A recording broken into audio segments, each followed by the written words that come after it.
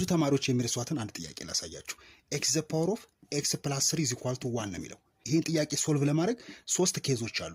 አንደኛ x the power of x plus 3 is equal to 1 ማለት x the power of 0 ማለት ነው አይደለም? አንደኛ ዘን x ተውና x plus 3 is equal to 0 ዘን x is equal to -3 ይሆናል ማለት ነው። አንደኛ ያዙልኝ።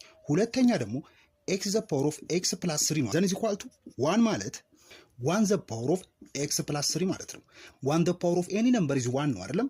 ዘን ይሄን ተውና x is equal to 1 ይሆናል ማለት ነው። ሶስተኛው ነው x the power of x plus 3 is equal to 1 ማለት እንደገና -1 the power of x plus 3 ማለት ነው። -1 the power of any even number ፖዚቲቭ 1 ነው። ሉክ -1 the power of n is equal to 1 ካልኳችሁ የn ዋጋ ስንት ነው? ኢቨን ነምበር ነው። ኢቨን ነምበር ኤኒ ኢቨን ነምበር ማለት 0 2 4 6 እያለ ይቀጥላል። -1 the power of ኢቨን ነምበር ከሆነ 1 ነው፣ ፖዚቲቭ 1 ነው። -1 the power of ኦድ ነምበር ከሆነ ደግሞ ኔጌቲቭ 1 ነው። x plus 3 ኢቨን ነምበር የሚመጣ ከሆነ -1 the power of ኢቨን ነምበር 1 ነው የሚሆነው። ለምሳሌ x is equal to -3 ብለን የለ -3 plus 3 0 ነው። ዘን ኢቨን ነምበር ነች። ስለዚህ -1 the power of 0 1 ነው። እዚህ ጋር 1 ይላል። 1 plus 3 4 ነው። ስለዚህ -1 the power of 4 ፖዚቲቭ 1 ነው። ስለዚህ እችኛዋን ተቡና x is equal to -1 ይሆናል ማለት ነው።